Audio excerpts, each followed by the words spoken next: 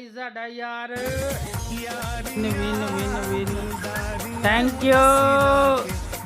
ਜੀਆ ਲਾਲਾ ਹੈ ਤੇਰੀਆਂ ਮੁਹੱਬਤਾਂ ਨੂੰ ਸਲੂਟ ਲਾਲਾ, ਤੇਰੀਆਂ ਜੁਰਤਾਂ ਨੂੰ ਸਲੂਟ ਲਾਲਾ,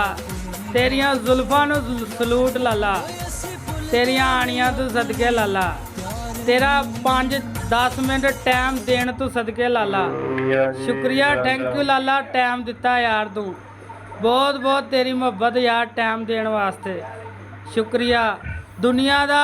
सारिਆਂ तो अजीज जे कोई हैगा ना तो वो टाइम आ तुसी वो टाइम दिता